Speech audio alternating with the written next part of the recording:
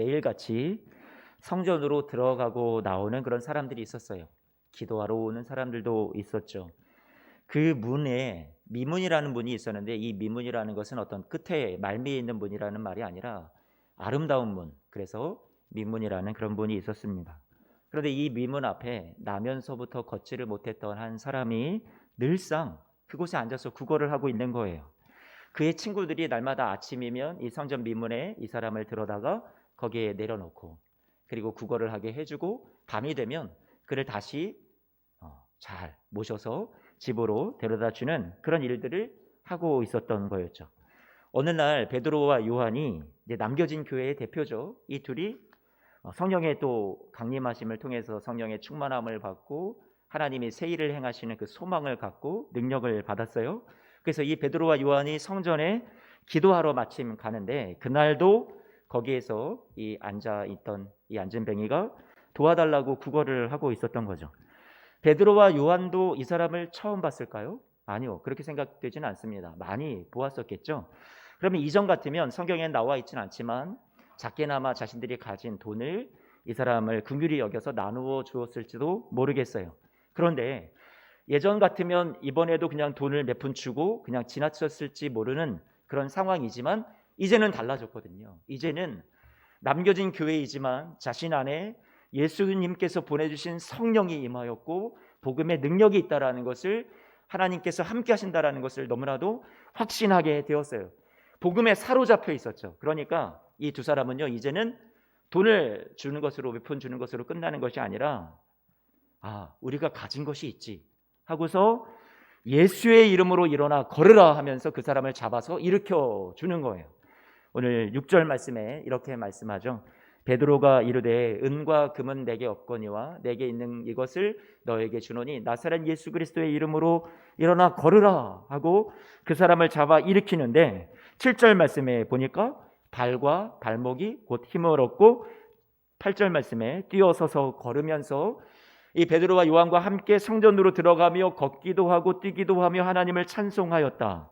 모든 백성들이 그 걷는 것과 하나님을 찬송하는 것을 보았다라고 얘기하고 있어요. 영광스러운 모습이, 선한 결말이 나타났어요. 다리를 못 쓰던 사람이 이제 성전 안으로 걸으며 뛰며 들어가면서 하나님을 찬송하는 예배자가 되었다라는 결말이죠. 무엇으로요? 그 예수님의 이름에 담겨있는 능력으로요. 이 사건은 오늘 말씀의 제목에서 알려주듯이 표적이라고 볼 수 있습니다. 표적, 어떤 기사, 이적, 기적, 능력, 이런 것들을 표적이라고 한번 그렇게 말해보고 싶은데요. 자, 표적이다. 그러면 이 표적이라는 것은, 이 사건, 안진뱅이를 일으키신 이 사건은 여러분 무엇을 우리에게 의미해 주는 걸까요? 저와 여러분들에게 이 사건이 던져주는 도전은 무엇이고, 우리에게 이 말씀이 오늘날 살아가는 우리에게 교훈을 주는 것은 무엇이에요?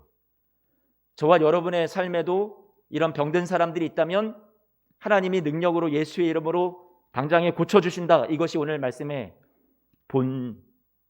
본질일까요? 핵심일까요? 아니요. 표적을 제가 여러분에게 이렇게 표현하고 싶습니다. 표적이라는 것은요, 화살표다. 이렇게 표현하고 싶어요. 표적은 화살표다. 화살표라는 것은 그것이 가리키는 방향이 있다라는 거예요. 그 화살표를 따라가면 이게 정말로 우리에게 어디로 안내를 해주는지, 무엇이 최종 목적지인지를 알려주는 것이 표적이라는 말이죠. 안진뱅이를 고쳐주신 이 사건을 따라가 보면 정말로 우리에게 주고 싶은 선물이 무엇인지, 진정한 본질이 무엇인지를 우리가 거기서 발견할 수 있는 거죠. 자, 안진뱅이를 고쳐주신 이 표적 속에 담긴 진짜 메시지는 사람들이 잘 이해하지 못했어요. 알지 못해요. 그러니까 베드로와 요한이 이것을 설명해 주기를 시작을 하는데, 12절 말씀을 보니까 베드로가 이것을 보고 무엇을 보냐면, 다 사람들이 자신들에게 집중을 하거든요. 야, 저 베드로와 요한 저 사람들 대단하다. 어떻게 저 안진뱅이를 고칠 수 있었을까? 이 표적이라는 것이 가리키는 것이 정말로 본질이 따로 있는데, 엉뚱한 방향으로 사람들이 자꾸만 보고 있는 거예요. 주목하고 있는 거예요. 그러니까 베드로와 요한이 이것에 대해서 우리를 주목하지 말아라 하고 베드로가 설교를 시작을 하죠. 그래서 무엇을 얘기를 하냐면 이것을 얘기합니다. 이 사람 저주받은 사람이라고 여겼지, 안진뱅이. 그런데 이 안진뱅이가 부정한 자요, 성전에 들어가지도 못하는 자요, 저주받은 인생이라고 여겼다면 너희들 큰 오산이다. 당신들이 다 저주받은 사람과도 같고 너희들이 어찌 보면 이 안진뱅이보다 못한 많은 장애를 갖고 있는 사람들이야. 그런데 또 한 가지는 너희들이 죽인 그 예수님, 너희들이 거부한 예수님, 그도 너희가 생각할 때는 저주받은 자라 여겼지. 나무에 달려 죽었으니까. 그러나 그 예수님을 하나님이 다시 살리시고 영광스러운 존재가 되게 하셨어. 부활 승리를 주셨어. 그러니 우리의 보이는 눈에 있는 것으로 사람을 판단해서는 안 돼. 우리의 눈에 보이는 세상의 가치로 우리의 인생을 판단해서는 안 돼. 지금 그 얘기를 베드로가 앞으로 쭉 설명을 하기를 시작을 한단 말이에요. 한번 얘기를 들어보세요. 이 표적의 진짜 메시지가 무엇인지. 신명기 21장 말씀을 보면 23절 말씀에 이런 얘기가 나옵니다. 율법에 나온 얘기인데, 자, 나무에 달린 자는 하나님께 무엇을 받았다? 저주를 받았다라고 얘기를 하고 있어요. 그러니까 구약 성경에 나온 율법에 나무에 달리는 사람은 어떻게 죽었든지 그 사람은 저주를 받은 자다. 그러니 예수님을 이 사람들이 바라볼 때 자신들이 거부했어요. 자신들이 유대인의 자칭 왕이라고 해서 십자가에 못 박아 죽었단 말이에요. 아유, 저런 저주받은 인간, 쓸모없는, 형편없는, 실패한 인생, 그렇게 예수님을 생각했을지 몰라요. 그런데 그들에게 이 베드로가 지금 전해주는 핵심의 메시지는 무엇이냐면 갈라디아서 3장 13절 말씀처럼 이런 메시지를 전하는 거예요. 그리스도께서 우리를 위하여 저주를 받은 바 되사 율법의 저주에서 우리를 속량하셨으니 기록된 바, 신명기 말씀에 너희들 잘 알지, 나무에 달린 자마다 저주 아래에 있는 자라 하였지만 그 저주를 예수님께서 우리 때문에 받아주신 거고 진짜로 저주 아래에 있는 너희들을 속량하여 주시기 위해서 예수님께서 그 저주 아래 달린 우리 귀한 분이 되어주셨다라고 말씀하는 거죠. 성경이 지금 그것을 이야기하고 있는 거예요. 예수님의 이름이 그래서 지금 이 저주받은 자 같은, 소외된 자 같은, 성전 안에 들어갈 수 없었던 자 같은 이 안진뱅이를 예수의 이름이 이를 저주해서 고쳐주시고 이를 회복시켜 주었다. 그러니 이 회복의 능력은 이 안진뱅이 일어난 이 사건 겉모습만 볼 것이 아니라 이것을 통해서 앞으로 너희들 지금 이것을 바라보면서 관망하고 있는, 이것은 나하고는 전혀 상관없다고 생각하고 있는 너희들에게도 너희들이 바로 이 저주받은 자들이고 율법 아래에서 속량함을 기다리는 자들인데 바로 너희들을 위해서 예수님께서, 너희가 거부하고 너희가 죽인 예수님이 너희들을 살리기 위해서 안진뱅이와도 같은 영적으로 그렇게 장애를 입은 너희를 살리기 위해서 예수님께서 오신 것이다.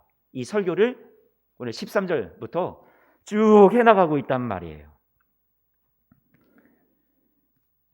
표적 속에 담긴 진짜 메시지를 전하고 있었던 거죠. 보았지? 너희가 저주받은 자라고 여겼던 이 사람이 예수의 이름으로 어떻게 치유되고 어떻게 회복되는 것을 보았지. 바로 이것이 예수님이 하시는 일이다. 예수님의 이름에 담긴 회복이고 이것이 능력이야. 예수님은 안진뱅이와도 같은 눈높이를 가지셨던 분이고 그래서 그 낮아진 자리까지 예수님도 이 세상에 오셔서 그 저주 아래 놓이시고 십자가에 나무에 달리시고 그래서 우리의 낮아짐을 예수님도 다 몸소친히 경험해 보셨어. 그래서 우리를 도우실 수 있는 분이야. 베드로가 지금 그 얘기를 하는 거예요. 13절 말씀을 한번 봐요. 13절부터 이제 15절 말씀까지 내용을 보면 너희가 예수님을 거부하고 생명의 주 되신 예수님을 죽였다 이 얘기를 하는 거죠. 13절부터 15절 같이 한번 읽어봐요. 읽어봅니다. 시작. 아브라함과 이삭과 야곱의 하나님 곧 우리 조상의 하나님이 그의 종 예수를 영화롭게 하셨느니라. 너희가 그를 넘겨주고 빌라도가 놓아주기로 결의한 것을 너희가 그 앞에서 거부하였으니 너희가 거룩하고 의로운 일을 거부하고 도리어 살인한 사람 바라바를 놓아주기를 구하여 15절에 생명의 주를 죽였다. 그러나 하나님이, 그러나가 중요하죠. 이들의 실패, 이들의 배반, 이들의 거부, 이들의 죄, 이들의 못남, 그런데도 불구하고 하나님이 이 저주 아래 있는 자를 살리기 위해서, 이들을 용서하기 위해서 죽은 자 가운데서 그를 어떻게 하셨어요? 예수님을요? 살리셨다라는 얘기예요. 그리고 그것이 우리가 증인이라는 얘기죠. 예수님께서 이 일을 하러 오셨다라는 거예요. 자, 이 말씀 우리 이 본문 지금 방금 읽었던 이 말씀을 가지고 성경을 해석하는 어떤 분들은 이렇게 표현합니다. 유대인들, 그들의 지금 죄악을 지금 정확하게 고발하고 있는 이 말씀이라고요. 그들의 거부, 그들의 예수를 죽임. 그래서 이 유대인들 탓이다. 유대인들은 반드시 이 죄에 대해서 심판을 받을 거야 하는 그런 무서운 경고의 이야기로 이 말씀을 바라보기도 하는데, 아니요, 오히려 그 반대입니다. 그들이 거부했어요. 그들이 예수님을 잡아 죽였어요. 그러나 오히려 반대로 하나님께서 당신의 그 신실하심에 근거해서 이들을 용서하시고 이들을 새롭게 하시려는 초대를 지금 이들 앞에 하고 있다라는 거예요. 지금 베드로가 그것을 전하고 있습니다. 당신들은 지금 초대를 받았다고. 용서의 자리에, 회복의 자리에. 이 안진뱅이를 고쳐주신 이 사건은 이 사람만을 고쳐주시는 것이 아니라 당신들 같이 영적으로 안진뱅이 된 자들을 지금 고쳐주시려고 주님께서 우리를 위해서 오신 것입니다라고 얘기해주고 있다라는 거죠. 그래서 17절 말씀에 베드로가 이 얘기를 합니다. 같이 한번 읽어봐요. 형제들아, 너희가 알지 못하여서 그리한 것을 안다라는 거예요. 그 관리들도 다 그렇게 했다라는 것을 안다라는 거예요. 유대의 지도자들도. 그래서 하나님이 이것은요, 단순히 너의 잘못, 너의 죄로만 끝나게 하시는 것이 아니다. 그래서 18절 말씀 한 번만 띄워줘 보시고요. 예수님이 고난받으시고 우리를 구원하신 이 일은, 여러분 말씀에 딱 집중을 해주세요. 시선을요. 하나님이 미리 선지자들의 입을 통해서 말씀하시고 작정하신 하나님의 계획이요, 하나님이 직접 우리의 구원을 위해서 이루신 일이다라는 거예요. 우리의 악이고 우리의 거부지만, 우리의 실패지만 하나님이 이것을 작정하신 계획 속에서 당신의 신실하심을, 당신의 용서를, 당신의 구원을 우리에게 이루신 놀라운 일로 바꾸셨다는 얘기를 지금 베드로가 말씀하고 있는 거예요. 18절 말씀에, 19절 말씀에. 그래서 무엇을 얘기해요? 너희가 회개하고 돌이켜서 죄 없이 함을 받으라는 얘기예요. 하나님은 지금 너희를 죄 없이 용서해 주기를 원하시고 깨끗이 죄를 씻어 주기를 원하시고 너희를 새롭게 하시기를 원하신다라는 거예요. 그게 지금 베드로에게 주신 하나님의 마음이었어요. 새롭게 되는 날이 주님으로부터 올 것이다. 봤잖아. 이 날 때부터 걷지 못하고 고통 속에 살아왔던 이 사람이, 너희도 지금 잘 알았던 이 사람이 얼마나 오랜 생활 고통스러운 시간을 보내왔는지 잘 알잖아. 그런데 그런 그가 오늘 예수의 이름으로 회복이 되었다. 새롭게 되었다. 이 새롭게 되고 회복되는 나를 너희에게도 주려고 하나님께서 지금 일하고 계시는 거야. 그 일의 확증이 오늘 이 사람이 고침받은 거야. 너희에게 주려고 지금 살며시 맛을 보여주신 거야. 이 얘기를 하는 거죠.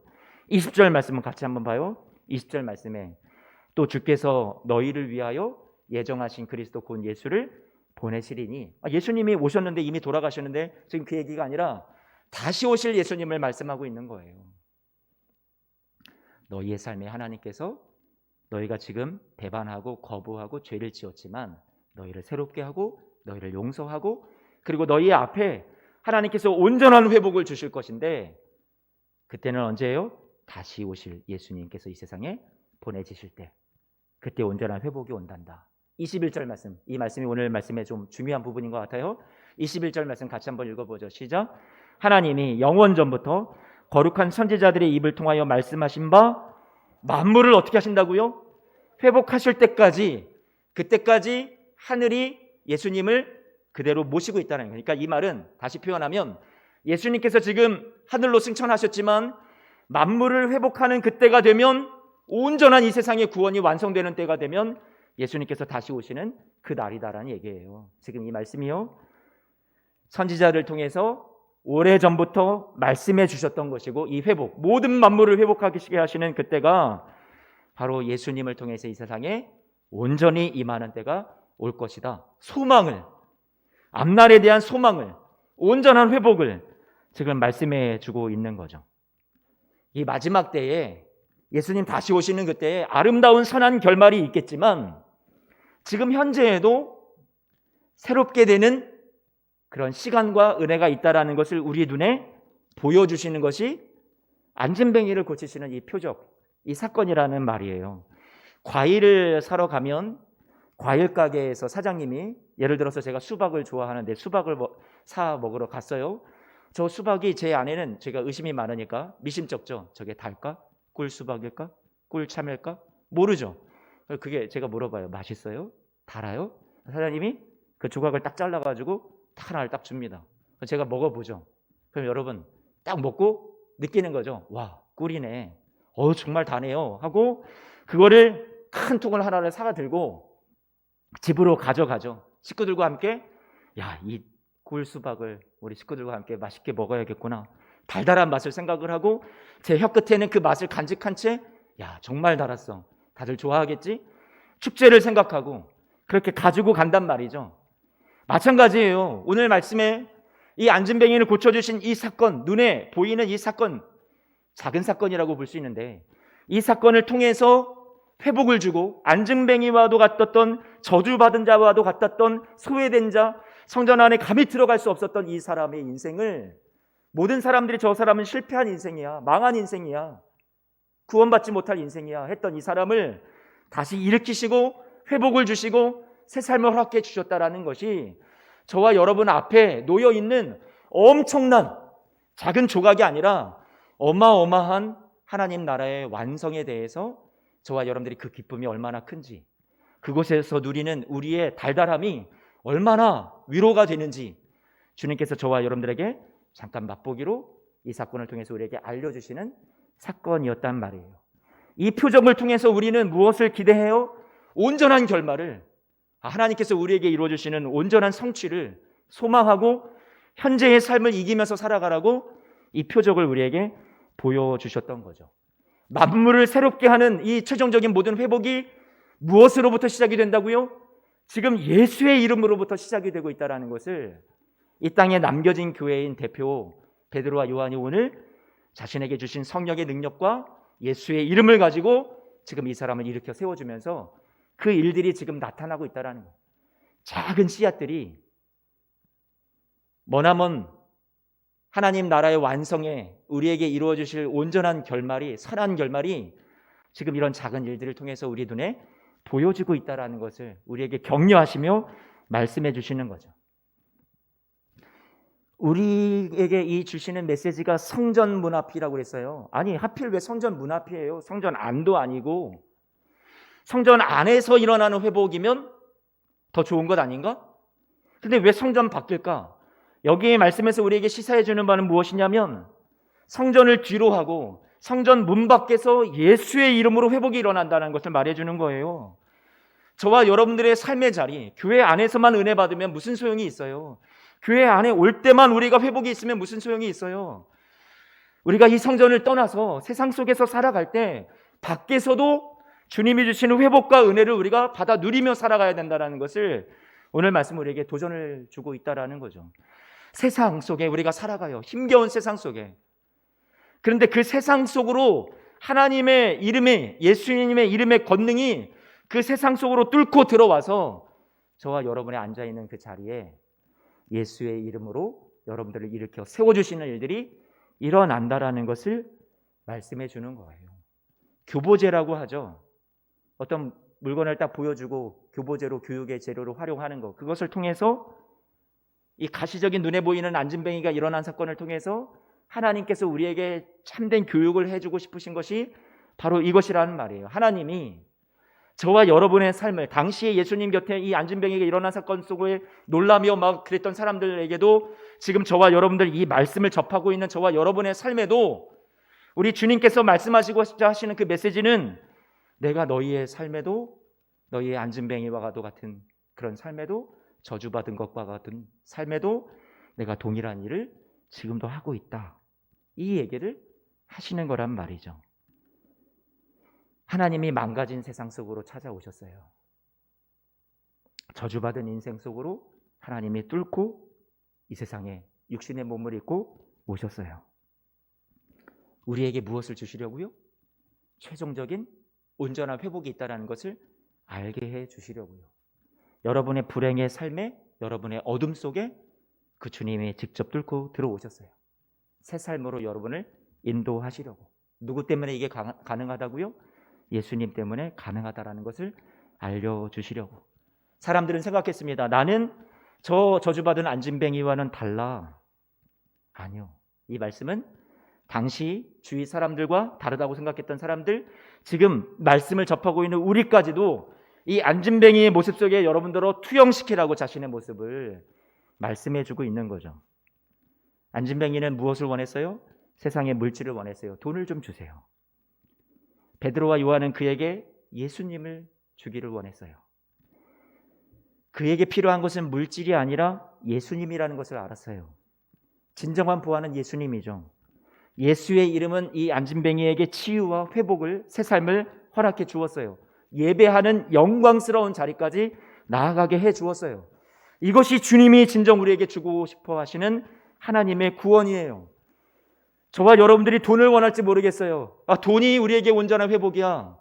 내 삶에 내가 원하는 것은 돈이야, 물질이야, 세상의 성공이야, 형통이야. 아니요. 오늘 말씀 속에 우리의 모습이 있어요. 안진뱅이의 모습 속에. 안진뱅이는 세상을 떠난 인류의 모습을, 저와 여러분들의 모습을 그대로 담고 있어요. 스스로 아무것도 할 수 없는 가련하고 불쌍한 존재들이에요. 그걸로 하루하루를 연명할 수밖에 없는 사람들이에요. 자신의 노력으로 무언가를 해결할 수 없어요. 자신의 이 고통을 벗어날 수 없어요. 그 근본적인 문제를 해결함을 받아야 되는데 돈이라는 다른 은혜를 구하고 있단 말이에요. 다른 것을 갈구해요. 우리는 세상의 죄로 말미암아 우리의 영과 육이 다 병들어 있을지 모르겠어요. 세상은 영적인 장애로 가득 차 있어요. 정말 우리는 치유받아야 될 존재들이죠. 그런데 우리가 받아야 될 그 치유와 회복을 뒤로 한 채 눈에 보이는 세상적인 것들만 쫓아가고 있는지 모르겠단 말이에요. 예수님의 이름을 통해서 안진뱅이를 치유하시고 회복을 주는, 그리고 예배자로 세우시는 그 모습이 오늘 말씀에 저와 여러분들에게 주시는 도전이고 메시지예요. 로마서 1장 16절 말씀에 바울은 뭐라고 얘기했어요? 나는 복음을 부끄러워하지 않는다. 이 복음은 믿는 자에게 무엇을 준다고요? 구원을 주시는 하나님의 능력이다라고 얘기했어요. 능력이구나. 복음이 능력이구나. 그러면 저와 여러분에게 묻겠습니다. 이 복음이 저와 여러분들에게 지금도 능력이 되고 계십니까? 모든 문제를 다 해결하고 있습니까? 예수의 이름, 그 이름 하나면 여러분 모든 삶에 만사 형통하고 있습니까? 신앙생활을 해가면서 알게 되는 것은 예수의 이름 이퀄 그것이 결국 만사 형통, 성공, 세상의 명예, 하나도 안 아파야 되고 모든 일에 있어서 잘 돼야 되고 그것을 의미해 주는 것이 아니라는 것을 알게 됩니다. 예수의 이름을 통해서 우리가 능력을 얻는다라는 것은 우리의 주어진 현실을 예수의 이름으로 인해서 우리가 당당하게 이기며 살아가는 것이 우리에게 능력이라는 것을 신앙생활을 하면 할수록 깨닫게 되죠. 진정한 능력이라는 것은 우리의 자초한 멸망과 실패, 사망의 자리에 예수님이 찾아와서 우리에게 치유와 회복을 주시는 것이 능력이고 그 능력을 우리는 이미 받았어요. 우리가 죄를 지어서 하나님을 떠나서 돌이키지 않았어요. 자격이 없는 때였어요. 이 안진뱅이가 스스로 하나님 앞에 돌이키지도 않았을 때, 자격도 없을 때 그에게 예수의 이름이 그를 낫게 하였듯이 하나님께서 이런 우리를 사랑하셔서 불붙는 듯한 긍휼한 마음을 가지셔서 저와 여러분들을 죄와 사망의 저주에서 건져주시고 구원하여 주셨어요. 제대로 걷지 못했던 여러분의 인생을 다시금 그 발목에 힘을 주시고 일어서게 하시고 걷게 하시고 뛰게 하시고 하나님을 예배하는 자로 우리 앞에 하나님께서 하나님 앞에 저와 여러분들을 세우셨단 말이에요. 이 회복을 주신 것이 하나님이시죠. 정상의 사람을요, 한번 생각을 해봐요. 정상의 사람을 필요한 것 그 이상으로 삶의 성공과 형통과 안락과 삶에 전혀 문제가 없는 막 기적을 베풀어 주시는 것이 능력일까요? 그게 구원일까요? 아니요. 능력이라는 것은 더 많이 가져야 되고 더 많이 누려야 되고 더 높은 자리에 올라가야 되고 더가 아니라 가난하지만 연약하지만 질고를 갖고 있지만 고난의 자리를 우리가 지나가고 있지만 그런 삶의 자리에서 우리를 다시금 하나님 앞에 일어서게 하시고 다시 우리에게 주어진 삶의 길을 걸어가게 하시고 다시금 하나님 앞에 예배하며 하나님 앞에 찬송하며 나아갈 수 있는 영광스러운 존재로 우리를 만들어 주시는 것이 구원의 능력이란 말이죠. 하나님이 주시고자 하시는 구원의 능력과 회복은 우리를 하나님의 형상으로 만드시는 거예요. 하나님을 예배하는 자로 만드시는 거예요. 저와 여러분들을 통해서 하나님이 영광을 받기를 원하세요. 하나님이 본래 지으셨던 그 모습 회복하는 게 구원의 능력이에요. 안진뱅이처럼 저주받아 그렇게 실패자로 살아오던 우리의 삶을 예수의 이름으로 일으켜 세우셔서 걷게 하시고 뛰게 하시고 하나님을 찬송하며 예배하게 하시는 영광스러운 존재로 회복하시는 것이 하나님이 하시는 일이고 구원의 능력이라는 말이죠. 이것이 오늘 안진뱅이가 낳는 이 표적 속에 담겨있는 하나님의 메시지예요. 당시 사람들도 또 우리도 하나님을 거부하고 예수님을 배척하고 죽인 그 동참자들이에요. 그런데 하나님께서 그들이 또 우리가 행한 대로 갚지 않으시고 당신이 뜻하신 계획을 끝까지 우리를 위해서 이루어 주셨어요. 거부하는 자들, 원치 않았던 자들에게 찾아오셔서 우리의 이 못난 안진뱅이 같은 저주받은 삶의 자리를 일으켜 세워주시고 하나님 앞에 영광 돌리는 자들로 만들어 주셨다라는 얘기죠. 이 모든 것이 우리에게 일어난 일이에요. 어떤 조건도 의로움도 하나님을 향한 신앙적인 열심이 있었다는 얘기가 오늘 사도행전 말씀에 이 안진뱅이의 모습 속에 나와 있지 않아요. 마찬가지죠. 그가 돌이켜서 고침받은 게 아니에요. 오래 처해 있던 자신의 삶의 자리에서 체념하고 있었을 거예요. 단념하고 있었을 거예요. 그냥 돈이나 있으면 좋겠다. 그런데 그의 인생에 예수의 이름이 불쑥 찾아왔던 거죠. 그리고 말하기를 예수의 이름으로 일어나 걸으라 했던 거예요. 우리도 원치 않았어요. 우리도 거부했어요. 구원자로 오신 하나님을 죽이는 일에 동참했어요. 돌이키지 않은 우리예요. 스스로 헤어나오지 못하는 그 죄악의 구덩이에서 건져내셔서 하나님의 자녀로 돌아오게 하셨단 말이에요. 그러니 이 구원의 능력을 받았으니 더 많이 벌지 않아도, 더 건강하지 않아도, 더 성공하지 않아도 우리는 예수의 이름으로 이미 회복이 된 사람이다. 우리는 더 이상 저주 아래 있지 않다. 우리 하나님 앞에 능력의 삶을 살아가는 존재로 부름받았다. 이것이 우리의 신분이에요. 우리의 명예로운 저와 여러분들의 영적인 위치란 말이에요. 그 영광스러운 삶을 우리에게 새로운 선물로 하나님께서 주셨어요. 내가 뭘 잘해서 얻은 것이 아니에요. 내가 앞으로도 무엇을 잘해야만 이것을 유지하는 여러분의 신분이 아니에요. 이해할 수 없는 사랑을 받아요. 우리는 거부했는데, 우리는 원치 않았는데 하나님이 하신 놀라운 은혜의 능력으로 은과 금은 내게 없거니와 내게 있는 것으로 너에게 주노니 나사렛 예수의 이름으로 일어나 걸어라 하는 놀라운 일들이 저와 여러분의 삶에 지금 이루어지고 있단 말이에요. 은과 금이 우리에게 채워지는 일들이 일어난다고 말하는 것이 아니에요. 예수의 이름으로 우리의 삶에 당당하게 삶의 자리에서 쓰러진 자리에서 일어나 걷게 되는 일들이 저와 여러분의 삶에 지금도 일어나고 있다는 거죠. 더 이상 우리는 저주의 자리에, 패배의 자리에 앉아있을 그런 인생들이 아닙니다. 우리를 구원하시고 일으키셔서 우리에게 이 구원의 능력을 깨달은 자로 살아가게 하시는 거죠. 우리도 당당하게 인생을 걷고 뛰며 찬송하고 예배하는 그런 삶을 우리 주님께서 여러분들을 살아가게 하시려고 이렇게 구원해 주셨다라는 거예요. 때로는 예수님을 믿는 이 길 가운데 그래도 좀 세상의 성공, 형통 이런 걸 좀 보상받았으면 좋겠다 싶을 때가 있죠. 세상 사람들이 여러분을 바라보면서 도대체 저 사람 예수님 믿고 잘된 게 뭐야? 보이질 않네. 대체 무엇을 얻었냐고 의아해합니다. 여전히 우리는 고난의 자리, 눈물의 시간을 지나갈지 모르겠어요. 여러분들이 듣기 원치 않는 대답일지 모르겠는데 정상입니다. 정상이에요.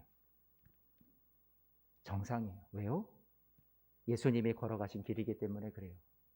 이사야서 53장 말씀에 이렇게 말씀합니다. 예수님에 관한 모습, 여러분 상상을 하면 예수님, 이 세상에 오실 예수님에 대해서 구약 성경에 어떻게 얘기를 했을 것 같아요? 영광스럽고 막 치렁치렁 막 금은 보화를 막 달고 예수님이 그렇게 오셨을 거라 생각이 될까요? 아니요. 예수님에 관한 모습을 이렇게 예언하고 있습니다. 예수님이 이 세상에 오셨을 때 아무도 그를 메시아라고, 하나님의 아들이라고 알아보지 못했어요. 위로가 되지 않을까요? 이사야서 53장 1, 2, 3절 말씀 우리 같이 한번 읽어볼까요? 우리가 전한 것을 누가 믿었느냐? 믿지 않았다는 얘기예요. 여호와의 팔이 누구에게 나타났느냐? 팔이 나타났는데도 깨닫지 못했다는 얘기예요. 그분은 주 앞에서 자라나기를 연한 순 같고, 연하고 마른 땅에서 나온 뿌리 같아서 그렇게 척박하고 고운 모양도 없고 풍채도 없고 우리가 보기에 흠모할 만한 아름다운 것이 없다라고요. 3절 말씀에 그는 멸시를 받고 사람들에게 버림받고 간고를 많이 겪고 질고를 아는 자라. 마치 사람들이 그에게서 얼굴을 가린 것 같이 멸시를 당하고 우리도 그를 귀히 여기지 아니하였다. 여러분, 예수님이 이런 모습으로 오셨대요. 여러분의 삶이 지금 이런 삶을 살아가는 것, 그게 비정상이 아니에요. 예수님을 믿는다고 우리가 금은보와 치렁치렁 다는 명예로운 삶, 세상에 성공하는 삶, 질고를 많이 아는 자라 얘기했잖아요. 우리가 질고 하나도 없이 그냥 살아가는 삶, 그게 예수님 믿는 복인가요? 아니요. 그게 능력이 아니래요.